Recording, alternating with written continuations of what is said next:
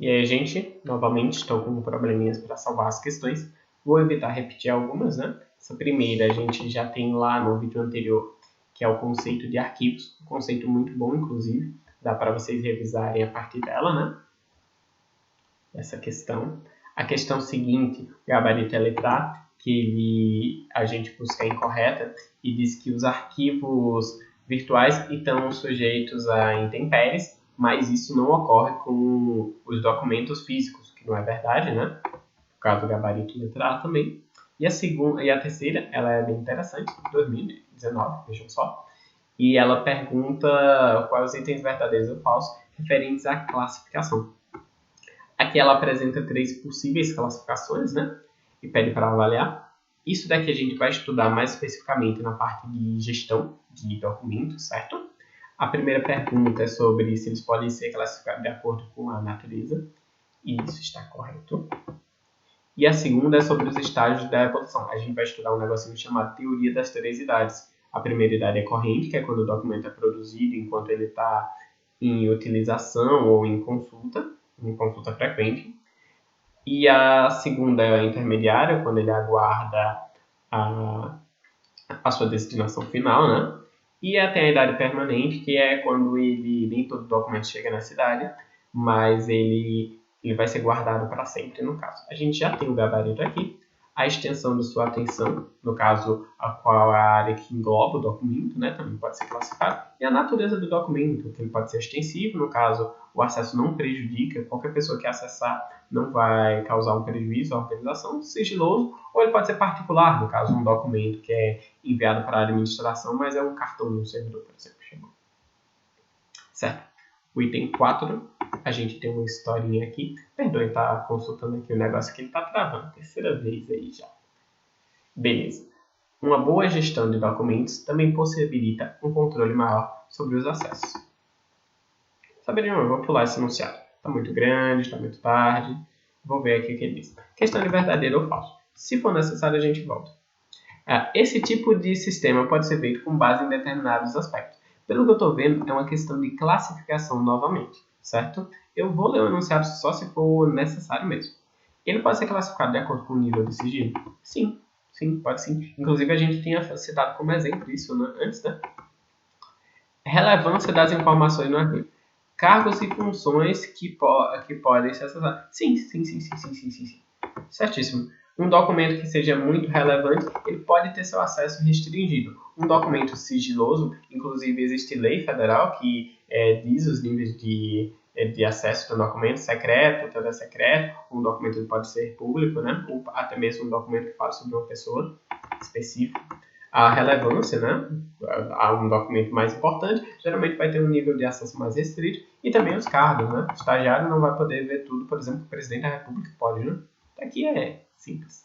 E nem precisamos do enunciado, só da questão em si mesmo, né? E das alternativas. Certo. A outra é de 2019 também, apesar de não ter tantas questões, 20, né? É um assunto que acaba sendo cobrado. Se vocês olharem, o nível médio da IBFC de arquivologia só tem 46, ou seja, 20 sobre conceitos e princípios, né? A gente já sabe qual a preferência dela. Um documento físico conta com limitações significativas. Ela está pegando muito nessa parte de modernização, pelo visto, né? Quando o assunto é acessibilidade. Portanto, quanto mais organizada a gestão desse tipo de material, melhor é a organização, especialmente quando esta conta com arquivos ou acervos grandes que exigem cuidados maiores. Sobre esse contexto, ela é incorreta. Ela também está gostando de pegar e é incorreta. Um documento físico requer mais trabalho para ser duplicado, ou seja, tirar uma cópia dele, certo? Ctrl+C, Ctrl+V, você copia um arquivo digital. Agora, para copiar um arquivo físico, dá mais trabalho. É preciso deslocar. Olha que interessante. O item 2, o item B, é uma continuação da explicação do item A, né? Vamos ver onde essa explicação fica incoerente. É preciso se deslocar até o local onde ele está, encontrá-lo e levar até uma copiadora. Também é necessário gastar com papel e tinta. Ok, até agora está coerente. Em alguns casos, deve-se solicitar um funcionário específico para encontrá-lo para você, tomando tempo de anos. Tem um colega mesmo que ele trabalha em arquivos, em setor administrativo assim, inclusive na EBSAT, uma brother dele. E ele trabalha com isso. Quando alguém precisa de algum material de um arquivo, é necessário que ele atue, mesmo que não seja uma coisa de interesse dele, é de interesse da organização e ele que vai ser o responsável pela tomada de contas. Então, toma o tempo dos dois funcionários, tanto do que tem interesse no documento quanto do outro. E aqui a gente tem o entender, tá errado, né? Vamos ver por quê. A digitalização de documentos, tanto quanto a digitação, tanto quanto a digitalização de documentos, não são técnicas de arquivamento seguras e devem ser evitadas sempre que possível. É o contrário. Sempre que possível elas devem ser usadas, porque é economia de recurso e de espaço e, ainda por cima, a segurança é maior. Permite ainda o acesso simultâneo do documento e os níveis de segurança ainda podem ser maiores. Tem várias vantagens, né? As desvantagens tem também, né? Obsolescência do equipamento, por exemplo, mas isso acaba sendo um caráter peculiar. Por exemplo, na justiça, agora os processos digitais estão dominando, porque tem muito mais vantagens do que desvantagens, né? Certo, próxima questão, questão 6. Deixa eu ver aqui. Tudo certo, olha só, abençoado novamente, né? Vamos ver até quando. Sobre o processo de gestão, analise as afirmativas abaixo. Faz parte das técnicas de arquivamento de documentos e serve como facilitador da localização e conservação dos mesmos. O processo de gestão. A gente ainda não estudou isso, mas acabou sendo classificado como conceitos, né? Acabou caindo para a gente.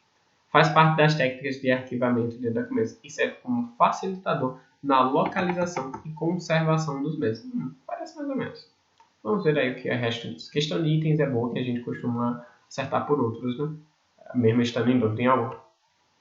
A gestão surgiu nas empresas com a finalidade de organizar as informações da corporação que se encontravam desorganizadas. Ok, essa 2 está certa, sem dúvida. 3. A técnica de gestão tem como prioridade organizar a administração, manutenção e destinação dos documentos. Ok. Como o único que pega 2 e 3 pega 1 também, a gente sabe que todos os itens estão corretos. Um pouquinho dúbio, mas de novo, não se desesperem, principalmente questão de itens, segue em frente, né? A próxima questão, itens novamente. A gestão de documentos é importante para as atividades que envolvam documentos e consultas a informações dentro das organizações. A respeito de processos, eventos ou rotinas que demandam acesso a arquivos, analise as afirmativas abaixo e assinale a alternativa correta.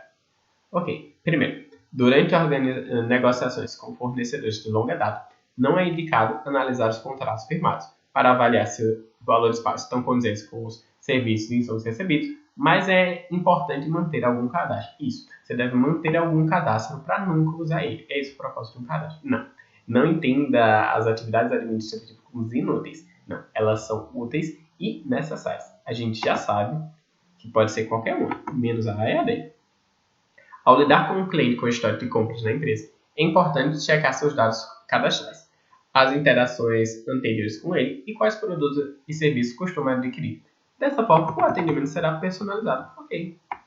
Já sei que tem que ser a 2 e a 3. Vamos ler a 3 para conferir. Ela está certa, né? Mas vamos ler.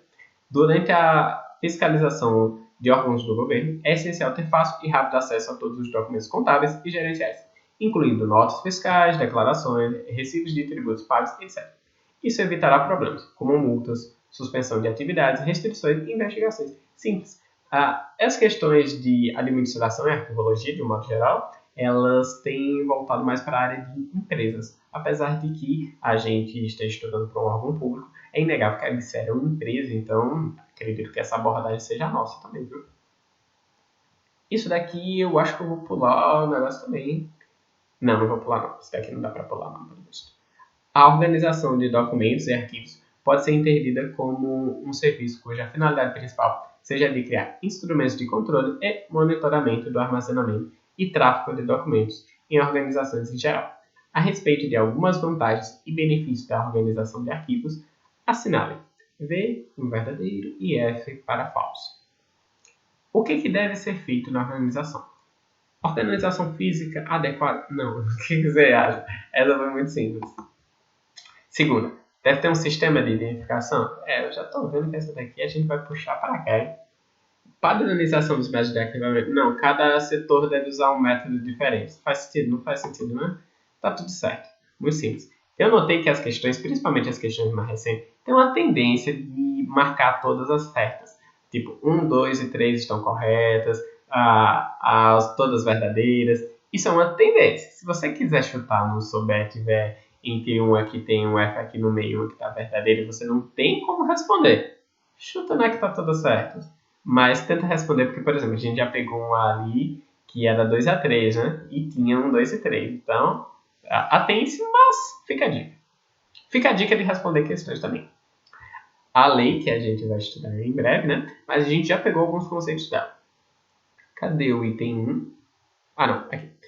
Aqui ela, inclusive, a gente não vai nem precisar da lei, porque ela já deu o artigo que a gente vai utilizar, basicamente interpretar, né? De acordo com a Lei 8159, de janeiro de 91, que dispõe sobre a Política Nacional de Arquivos Públicos e Privados e da outras providências, capítulo 2 dos Arquivos Públicos, artigo 8º. Os documentos públicos são identificados como correntes, intermediários e permanentes, o que eu falei na estante de 3 idades. Com base no que dispõe esse artigo, assinale as afirmativas abaixo e assinale a correta, certo? Documentos correntes são consultas frequentes, ou documentos que acabaram de ser produzidos. A 2 já é incoerente. Documentos correntes devem necessariamente estar em movimentação. Documento como consulta está em movimentação? Não, ele está parado, só está sendo consultado. A 1 e a 2 já não podem estar certos ao mesmo tempo. Sabendo que a 1 está certa, a gente já exclui só com a 1 estando certo, né? Excluindo a 2, que a gente sabe que está falso, a gente exclui mais duas. Então a gente só fica com duas. Vamos ver a alternativa 3, né? Que as outras, a 4 e a 5, a gente já sabe que estão certas. Documentos intermediários são documentos de uso corrente, que aguardam avaliação para serem arquivados ou eliminados. Não, na verdade, documentos de uso corrente são documentos correntes, o que faz bastante sentido. Os documentos intermediários, eles são documentos que eles pararam de ser consultados, mas eles podem ainda ser consultados, entendeu? E eles estão numa esfera de possibilidade e eles estão aguardando algum prazo, um prazo prescricional, por exemplo, de uma ação, não sei, para receberem a destinação final. Pode ser a eliminação, um documento desnecessário, né? Que não tem nenhum valor histórico, ou, tendo esse valor histórico, eles vão para o arquivo permanente. A 4 e a 5 já estão certos, mas vamos ler só para conhecimento, né?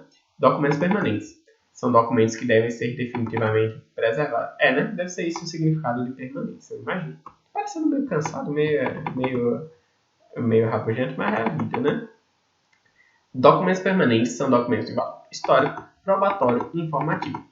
Nos comentários eu vi bastante reclamação com parte desse item, mas histórico é sem dúvida, mas probatório e informativo é uma coisa que realmente é meio dúbia e está mais ligado a documentos correntes. Mas, não procure empelinho. Se a gente já sabia os outros 4 itens com certeza, e esse quinto até aqui pelo menos está sem dúvida, então vamos engolir. Engolir meio seco, em verdade, mas vamos engolir essa última alternativa, beleza? Assinale a alternativa que não indica arquivos classificados quanto à algema. Estou vendo que o que concursos bagunçou um pouco as coisas, né? Conceitos, classificação, eu boto tudo, né? O que não está classificado quanto à algema. Gêneros a gente vai ver depois, que é a forma como o documento se apresenta. E ostensivo é o grau de publicidade, ou no caso, o grau de acesso de um documento, certo? E com isso, a questão 10 está encerrada. E mais 2 vídeos lá para o YouTube. Valeu, gente. E por hoje